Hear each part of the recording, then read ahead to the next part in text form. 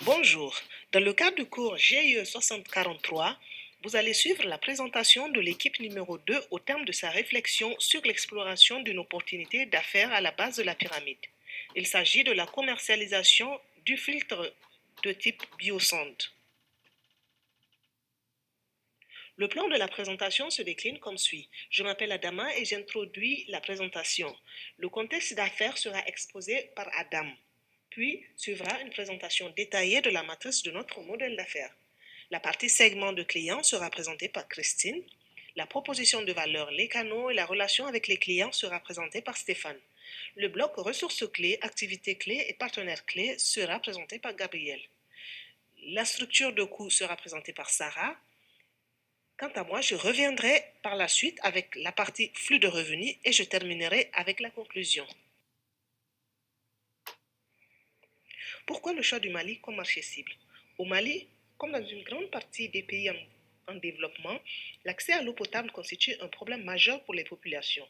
Nous avons choisi de nous intéresser au cas du Mali où plus de 5 millions de personnes, majoritairement en zone rurale, utilisent des eaux de puits traditionnelles pour leur consommation au quotidien, ce qui constitue un marché à fort potentiel pour la commercialisation de notre filtre de type biosonde, une méthode de traitement de l'eau qui a gagné en popularité ces dernières années. Pourquoi le choix de biosonde? À travers ce filtre, nous solutionnons le problème lié à l'insalubrité de l'eau consommée par la population située au bas de la pyramide. La conception du filtre passe par une méthode simple et traditionnelle de traitement de l'eau qui est non seulement faible en termes de coût, mais aussi très efficace, car elle élimine une grande partie des microbes, la turbidité de l'eau, la couleur de l'eau et l'odeur, la mauvaise odeur que peut avoir l'eau consommée par cette population. Vaste pays de l'Afrique de l'Ouest, le Mali a une population de 17,60 millions de personnes en 2015 selon les données de la Banque mondiale. Cette population est très jeune, 46,65% des Maliens ont moins de 15 ans et la majorité de cette population, 69%, vit en zone rurale. L'économie de ce pays est agro-pastorale et ceci occupe 2 tiers de la population. En 2014, le PIB malien était de 12,4 milliards de dollars avec un taux de croissance de 2,7% et une inflation de 1,4%. Malgré cette croissance du PIB, l'incidence de la pauvreté est de 46,9%, c'est-à-dire que 46,9% de la population malienne vit au-dessous du seuil de pauvreté qui est de 388,83 dollars par an. Étant donné que la population malienne est majoritairement rurale, on peut en déduire que la majorité de ces personnes pauvres se retrouvent dans ce milieu-là. En effet, 52% de la population rurale est pauvre. Et certaines études ont montré qu'il va falloir d'énormes investissements, des investissements pour pouvoir corriger la profondeur de la pauvreté, des investissements d'une valeur de 415 995 059 dollars. Et on a aussi constaté que selon la profondeur de la pauvreté, qu'on soit plus pauvre ou moins pauvre, les niveaux de consommation sont différents d'un ménage à un autre. Mais en général, la population malienne dépense beaucoup plus dans les dépenses de type alimentaire. En effet, 65,2% des dépenses des pauvres sont pour cette catégorie-là, c'est-à-dire les dépenses liées à l'alimentation, contre 53,8% des personnes considérées comme non pauvres. Mais un autre paradoxe est que malgré cette pauvreté, on constate que, par exemple, la possession d'un téléphone est très commune au Mali. 69,3% de cette même population possède un téléphone. Mais certaines commodités comme l'électricité, l'eau ou le gaz ou d'autres combustibles constituent le deuxième pilier de dépenses, mais on y investit moins. Par exemple, on constate qu'en moyenne, il n'y a que 10,9% des dépenses des personnes pauvres qui vont dans ces biens de commodité-là, contre 12,5% du revenu des personnes les moins pauvres. Comme mentionné précédemment, la population malienne accorde une part très minime de son budget à certaines commodités comme l'eau, l'électricité. Ceci peut s'expliquer surtout dans le domaine de l'eau par le fait qu'on peut considérer l'eau comme étant une ressource rare. En effet, les sources d'eau au Mali sont les fleuves, les nappes phréatiques souterraines et de surface et les puits privés. Mais ces sources d'eau-là sont très endommagées et ceci s'explique par la dégradation de la nature et le réchauffement climatique qui cause par exemple la sécheresse. Et certaines études ont prouvé que 4,8% du PIB malien est investi dans la réparation des dommages environnementaux dans le domaine de l'eau.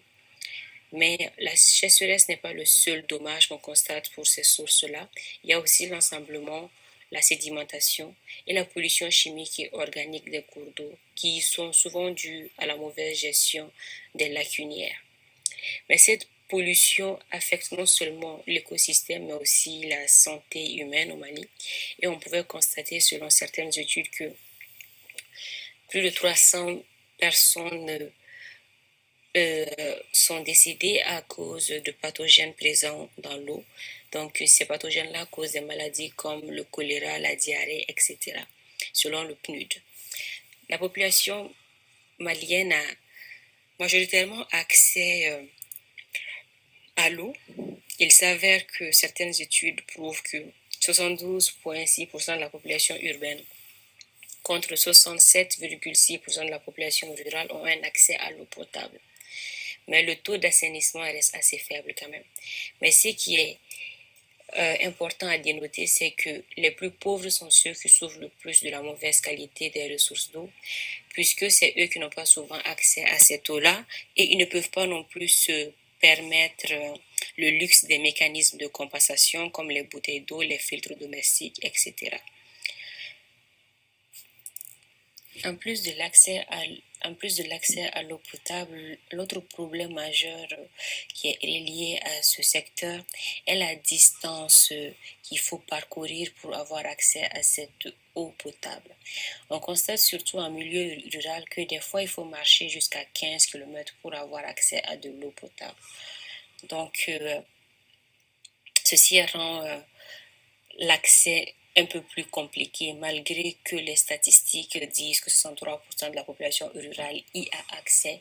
Mais le fait que les sources d'eau sont souvent très éloignées, c'est que des fois, on privilège les sources peu potables. Malgré qu'il y a très peu de données concernant la teneur en polluants organiques et chimiques dans les sources d'eau au Mali, il y a certaines études quand même qui mentionne le fait que les eaux au Mali sont polluées par des germes qu'on appelle les coliformes. Ces études ont prouvé que 60% des eaux analysées contiennent entre 10 à 100 000 germes par litre de coliformes. En plus des coliformes, on constate que les sources d'eau peu profondes contiennent des métaux lourds comme le zinc et aussi de l'azote qui provient surtout du secteur agricole. Parce que le secteur agricole utilise des fois beaucoup de pesticides qui contiennent ces métaux en question. Et donc les métaux se retrouvent dans la nature, dans les cours d'eau. On a aussi constaté, ou certaines études ont surtout relevé, que le pH des sources d'eau au Mali est assez élevé, un pH de 8,5 à 10. On a aussi déterminé la présence de soude caustique qui est due à la teinture. La teinture est une activité très traditionnelle au Mali, c'est une activité traditionnelle qui pollue beaucoup le fleuve et les rues parce que la teinture est utilisée pour pouvoir fabriquer les habits traditionnels. Puis on constate que dans ce secteur-là, ou dans cette industrie, au fait, on utilise beaucoup la soude caustique et l'hydrosulfite pour donner une teinte aux habits traditionnels qu'on appelle communément le basin. Les statistiques ont prouvé que 11% des teinturiers s'installent à proximité du fleuve Niger parce qu'on a besoin de beaucoup d'eau pour laver les habits en question. Et ils déversent directement leurs déchets directement dans le fleuve. Et 66% des teinturiers exercent le métier chez eux. Et malgré cela, ils déversent leurs produits ou leurs déchets dans la rue. Donc, en cas de pluie, il va y avoir un phénomène de ruissellement. Donc, ces polluants vont se retrouver dans les sources d'eau comme les puits, les fleuves, les lagunes, etc. À la lumière de tous ces facteurs, il semble très opportun plutôt, selon nous, d'investir dans des mesures de traitement, de prévention et de gestion de l'eau. C'est pour cela qu'on a décidé d'avoir cette proposition de valeur qui consiste à installer et à vendre des filtres de type biosonde. Merci Adam de nous avoir présenté le contexte. Nous allons maintenant aborder plus profondément les différents éléments de notre modèle d'affaires. Commençons tout d'abord avec les segments de clients. Notre projet de filtre biosonde vise à créer de la valeur pour la population de la BDP des régions rurales au Mali. Il est maintenant reconnu de plus en plus que d'améliorer le traitement de l'eau au point de consommation, c'est-à-dire chez les ménages directement, fait une différence pour la résistance des membres de la famille aux maladies liées à l'eau, surtout chez les plus vulnérables tels que les enfants de moins de 5 ans, les personnes âgées et ceux souffrant de VIH ou SIDA. Selon une étude réalisée par le Water Engineering and Development Center de l'Université de Loughborough, on retrouve au Mali plus de 5 millions de personnes qui utilisent des puits traditionnels comme source unique ou principale d'approvisionnement en eau. Cette population représente un marché immense pour la commercialisation de notre produit. Nous ciblerons pour la première phase de notre plan d'affaires les villages des provinces de Koulikoro, Ségou et Sikasso, dû à leur proximité et à leur facilité d'accès à partir de Bamako, où notre centre de fabrication sera situé. Selon l'Institut national de statistique du Mali, ces provinces comptaient en 2009 respectivement 340 000, 356 000 et 339 000 ménages en région rurale pour un marché potentiel total de 1,04 million de ménages. Nos utilisateurs les plus importants seront les ménages des régions rurales de ces trois provinces. Il y aura donc deux segments de clients. D'abord, un plus petit segment désigné comme propriétaire de puits visera à proposer de la valeur aux ménages et familles qui sont déjà propriétaires de puits traditionnels et qui seront nos premiers clients à acheter le filtre, puis qui deviendront des représentants pour la vente de ces filtres aux membres de leur communauté. Ces membres de la communauté représentent notre deuxième et plus grand segment de clients, que l'on nommera ménages ruraux de la BDP. Ainsi, le premier segment de clients deviendra une partie prenante importante de ce projet de commercialisation de filtres, puisqu'il jouera le rôle à la fois de premier client, c'est-à-dire de notre point d'entrée sur le marché, puis d'agents de vente, puisqu'ils posséderont leur propre kiosque d'information et de vente, en plus de jouer le rôle de promoteur de premier plan pour notre produit. Pour ces deux segments de clients, on peut décrire la population qui les compose comme vivant dans un village ou une zone rurale plus éloignée, et leurs activités économiques principales sont l'agriculture et l'élevage, ainsi que la revente de produits alimentaires. Je passe maintenant la parole à Stéphane, qui va nous parler de la proposition de valeur.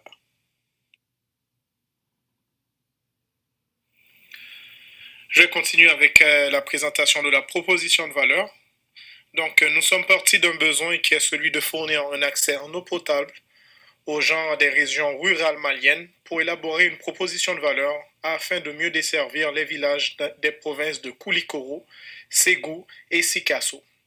Nous avons déjà évoqué précédemment les raisons pour lesquelles nous avons choisi de cibler ces villages. Comme nous l'avons déjà dit, 5 millions de personnes, principalement en zone rurale, collectent leur eau à partir de puits traditionnels, c'est-à-dire améliorés ou non, pour leur consommation quotidienne au Mali. Chaque année, on recense à peu près de 3,5 millions de cas de diarrhée qui se traduisent par 1,6 million de décès. Selon une étude menée par la Faculté des sciences et techniques de l'Université de Bamako, la qualité bactériologique de l'eau des puits sur 36 de prélèvement a donné les résultats suivants.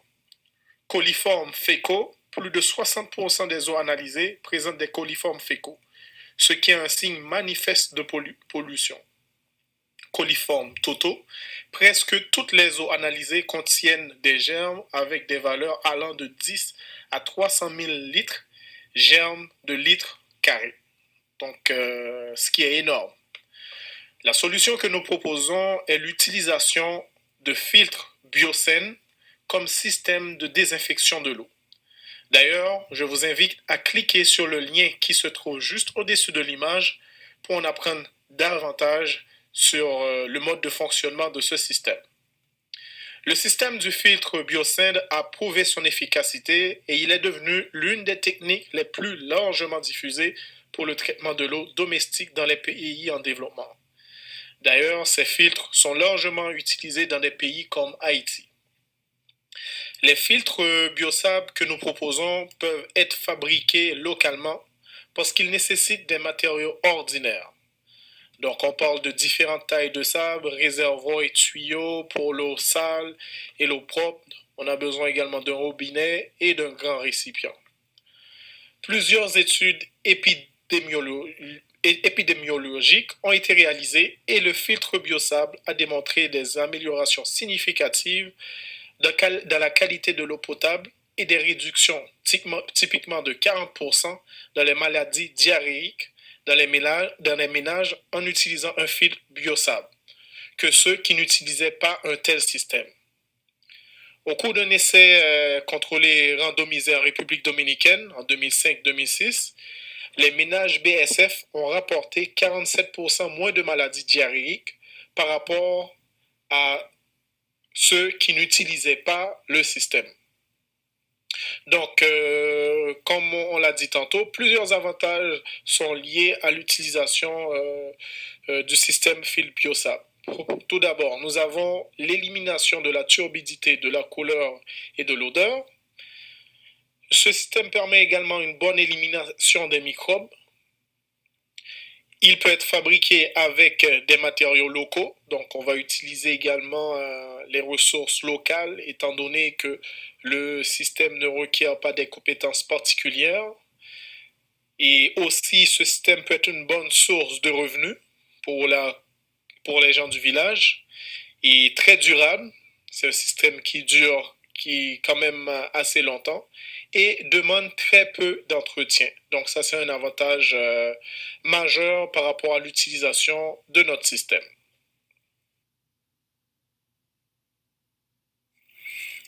En ce qui concerne les canaux de distribution, nous utiliserons les propriétaires des puits du village comme étant nos partenaires stratégiques. Donc, chez chaque propriétaire de puits, un kiosque avec notre produit démo sera installé en exposition. Donc, cela permettra aux gens du village, lorsqu'ils iront s'approvisionner en eau, de prendre connaissance du mode de fonctionnement du produit et de le visualiser. Ainsi, les propriétaires de puits serviraient de point de contact, représentant pour la vente de nos produits aux gens du village. Autrement dit, un client intéressé à avoir notre produit devra passer sa commande par le biais des propriétaires des puits du village. Les gens pourront faire l'acquisition du fil Biosand à crédit avec comme engagement de payer la totalité de leur dette en plusieurs versements répartis sur un certain nombre de semaines. Un petit peu plus loin dans la présentation, vous aurez plus de détails par rapport au coût de notre système de fil Biosand. Par ailleurs, étant donné que le processus de fabrication de nos produits est relativement simple et peu coûteux, on utiliserait la main-d'œuvre locale, des plombiers entre autres, pour l'installation du système chez le client. Bien entendu, on compte travailler en partenariat avec les organismes non gouvernementaux, les institutions religieuses locales, dès la phase de lancement du projet pour faire de notre projet une réussite. Aussi, avec l'aide des ONG, nous avons pensé au CCFD. Le CCFD, c'est le Comité catholique contre la faim et pour le développement. C'est un organisme non gouvernemental qui est déjà présent au Mali et du gouvernement malien. Nous comptons miser sur la sensibilisation, l'éducation des gens qui vivent en milieu rural pour les encourager à consommer de l'eau traitée ayant été filtrée par notre système Biosand.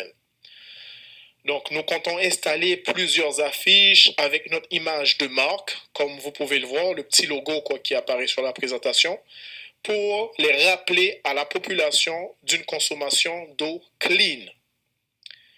Le but d'associer un logo à notre produit est pour permettre une identification rapide et visuelle par la communauté rurale malienne, composée de 67% d'analphabètes selon les statistiques recueillies par UNICEF. Nous comptons offrir également un service d'installation du fil BioSain chez le client à l'achat de notre produit.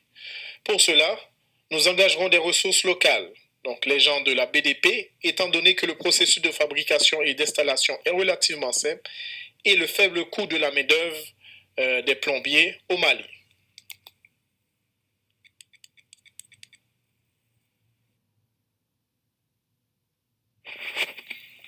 En ce qui concerne les relations clients, nous sommes conscients que nous, en tant que porteurs de projet, qu'il est essentiel de maintenir des relations serrées avec les gens des régions rurales maliennes que nous avons ciblées. Pour cela, nous avons pensé premièrement à faire l'éducation des gens des régions rurales par rapport aux bénéfices que cela leur procure d'une consommation d'eau potable. Donc, sur leur santé, sur la qualité de la nourriture et réduction des décès, etc. Deuxièmement, nous avons pensé également à former des ressources locales. Ces ressources seraient en charge d'organiser sur une base régulière des campagnes de sensibilisation par rapport à l'importance de consommation d'eau potable. Nous estimons que le fait d'utiliser les ressources locales, on pourra atteindre davantage les autres personnes de cette même communauté. Troisièmement, nous avons également pensé à mesurer la satisfaction des consommateurs en allant recueillir des commentaires par rapport aux bienfaits observés sur leur santé. Donc, cela qui un peu faire comme l'étude qui a été réalisée en République dominicaine, c'est ceux qui ont commencé à utiliser notre système de fil BioSain, leur demander leur avis et pour qu'ils puissent nous dire en fait s'ils ont remarqué des bienfaits au niveau de leur santé depuis qu'ils ont commencé à utiliser notre système. Et pour terminer, on va forcément entretenir une relation étroite avec ces gens-là par rapport à leurs habitudes de consommation d'eau potable. Donc, pour les vraiment comme encourager et changer leurs habitudes de consommation. Donc, chasser le naturel, il revient au galop. Donc, nous sommes conscients que cela va prendre du temps. Donc, il est nécessaire d'entretenir cette relation étroite avec eux. Et pour un petit rajout, il faudrait aussi qu'on habilite les entrepreneurs de la BDP en les impliquant très tôt dans le processus. Ce sont là les points que nous avons retenus pour les relations clients. Donc, je prends le flambeau et je vais continuer avec les ressources clés. Au niveau des ressources matérielles, on parle des matières premières pour concevoir le filtreur, du transport qui va s'effectuer avec des chariots et des bœufs, d'une usine d'assemblage dans laquelle va être inclus le centre de conditionnement et de stockage du dispositif. Ensuite, il y a le matériel d'installation des filtreurs sur les puits, entre autres les outils, des dépliants pour transmettre de l'information, ainsi que les instructions nécessaires pour l'utilisation des filtres et de l'entretien, puis finalement le matériel publicitaire. Au niveau des ressources humaines, on vise les ingénieurs et les scientifiques qui s'assureront de valider le concept et aussi que les fils sont bien adaptés aux besoins des communautés rurales maliennes. D'ailleurs, ces parties prenantes-là porteront une attention particulière sur l'amélioration continue du produit. Ensuite, d'autres ressources humaines clés seraient l'équipe chargée de l'installation et de la fabrication, qui serait composée par ailleurs des gens du Mali. Il y a également la communauté rurale malienne, l'équipe marketing, l'équipe qui sera chargée de former ceux qui seront responsables de l'installation des filtres, l'équipe pour l'éducation et la sensibilisation, l'équipe pour le service après-vente. Il sera possible de récolter plusieurs suggestions pour l'amélioration continue du produit et de répondre aux questions. Ce service sera également assuré par des gens de la communauté malienne. Puis finalement, il y a les propriétaires des puits et une équipe au siège à l'international pour les relations et la coordination. Pour mener à bon terme le projet, l'équipe a ciblé 8 activités clés. La première activité consiste à colliger de l'information importante sur la teneur en produits chimiques, en bactéries et en sédiments de l'eau à Bamako. Cette étape nous permettra de bien définir les besoins de la population cible. La seconde vise l'élaboration du prototype du filtreur avec l'aide d'ingénieurs et de scientifiques pour s'assurer que le filtreur assainisse l'eau adéquatement et selon les besoins de la communauté. L'activité suivante s'explique par l'établissement d'un partenariat avec les parties prenantes clés, l'identification de leur rôle dans ce projet ainsi qu'une campagne de publicité. La quatrième activité consiste en des séances d'information sur le filtreur, sur l'importance de la consommation d'eau propre et potable. Cette activité vise l'éducation et la sensibilisation de la population. De plus, c'est à cette étape que la formation sur l'installation du filtre sera effectuée. L'activité qui suit concerne l'approvisionnement en matériel et la fabrication des filtres selon la demande. L'activité 6 cible la mise en marché du filtreur et son installation chez les ménages intéressés. L'activité suivante est le service après-vente qui, comme dit précédemment, permettra l'amélioration continue, de répondre aux questions et de prendre bien note des suggestions et commentaires. Finalement, la dernière activité identifiée s'avère à être l'évaluation des résultats et l'ajustement du produit et du service selon la conclusion de l'évaluation.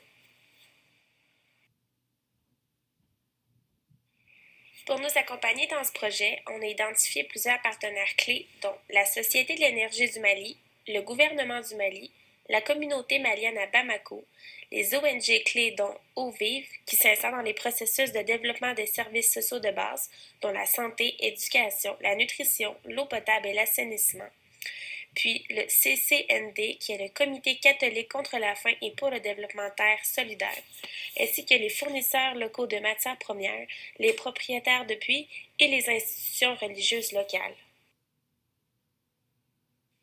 Donc maintenant, je vais me concentrer sur la structure de coût. Premièrement, notre produit répond au principe 4 de l'innovation à la base de la pyramide, c'est-à-dire que les innovations doivent se concentrer sur la conservation des ressources. On peut voir ceci avec notre produit, avec le fait qu'il utilise entièrement des ressources locales et qu'il est très durable, donc il ne consomme pas beaucoup en matières premières. Notre produit a également un processus de production déqualifié. La fabrication du produit est simple et peut facilement s'apprendre suite à une petite formation. Par contre, cette formation doit aussi transmettre des notions essentielles sur la purification naturelle de l'eau, donc il y a un transfert de connaissances qui va se faire aux personnes qui vont être engagées. Un autre aspect important est que la production de nos filtres va être assurée par la main-d'œuvre locale et par des ressources locales, donc aucune importation va être nécessaire et ça va avoir un gros impact sur la structure de coût. Pour ce qui est des principaux coûts liés à la commercialisation de notre produit, on parle surtout des coûts de production, des coûts d'acheminement et des coûts de campagne de sensibilisation. Dans les coûts de production, il faut d'abord considérer les matériaux nécessaires sur le site de fabrication. Donc, ça prend 4 tailles de tamis différents pour le sable et le gravier, ça prend des moules pour faire les filtres, ça prend un approvisionnement en eau et des drains, ça prend également un aire de stockage pour séparer le sable et le gravier lavé de celui qui est encore sale, et il faut aussi pouvoir les trier par grosseur. Ça prend aussi un espace au soleil pour le séchage du sable et du gravier, et des outils pour les employés comme des gants, des lunettes, des pelles, etc. Le site de fabrication n'a vraiment pas besoin d'être un gros entrepôt fermé. Ça peut être un grand espace ouvert, clôturé, avec un petit espace fermé pour ranger le matériel comme les pelles et tout ça. Ensuite, il faut considérer le matériel nécessaire à la production du filtre. Donc, ça prend du plastique pour le boîtier, le sable de construction, ça prend différents types de sable et de gravier, ça prend également de l'eau, et puis ça prend un tuyau de sortie en polyéthylène ou en vinyle, un diffuseur, un couvercle, un récipient pour la conservation de l'eau qui a été filtrée.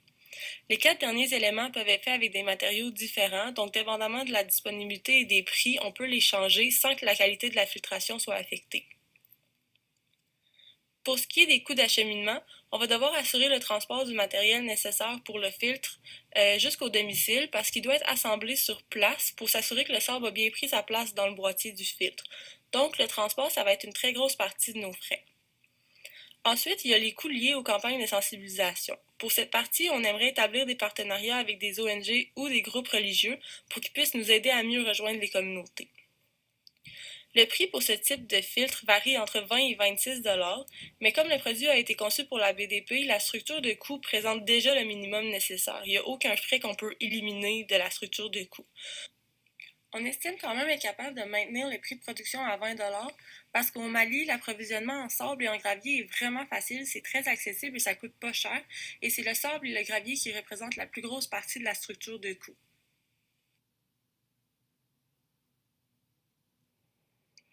Passons maintenant à la partie source de revenus. Notre produit va s'adresser aux ménages en zone rurale. La stratégie que nous avons choisi d'appliquer est de restreindre la marge bénéficiaire afin de favoriser une économie d'échelle. Nous avons donc choisi de vendre aux ménages dans les villages via les propriétaires de puits. Nous établirons des ententes avec les propriétaires de puits dans les villages pour qu'ils deviennent nos représentants pour la vente des filtres Biosand. En raison de la taille du filtre, nous mettrons à disposition un filtre sur place pour exposition. Les commandes seront centralisées au niveau des propriétaires de puits afin d'optimiser les coûts. Les commandes des ménages passeront par les représentants qui seront livrés en fonction de la quantité commandée. L'installation des filtres et le service après-vente seront assurés par nos employés. Nous avons prévu un service hameçon qui sera l'entretien des filtres pour une durée de vie optimale. En effet, étant donné que notre filtre ne comprend pas de produits dérivés liés à l'utilisation du filtre et pouvant accroître notre profit, car une fois installé, le filtre a uniquement besoin de nettoyage régulier qui ne nécessite pas l'achat d'un produit de nettoyage spécifique. Nous envisageons donc de générer du profit supplémentaire par une offre de service qui sera la maintenance de l'appareil, qui nous permettra de générer un revenu supplémentaire. Les besoins d'entretien varieront en fonction de la fréquence d'utilisation du filtre et du degré de pollution de l'eau à filtrer. Plus l'eau versée dans le filtre contient des sédiments et autres particules pouvant boucher le filtre, plus ce dernier aura besoin d'entretien. Dans le cas de notre filtre, les sources de revenus liées à la commercialisation donc de Biosand se limitent à la marge sur chiffre d'affaires liée à la vente du produit fini. Les revenus tirés reposeront sur des marges unitaires réduites, mais par contre sur des volumes importants.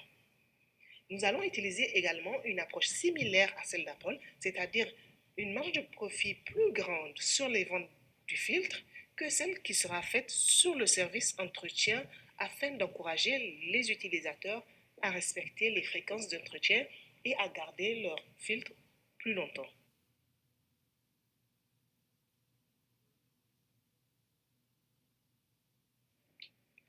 Pour conclure, revenons sur deux points essentiels. Le premier, c'est le potentiel lié à notre proposition de valeur. Le deuxième, ce sont les avantages socio-économiques liés à notre modèle d'affaires.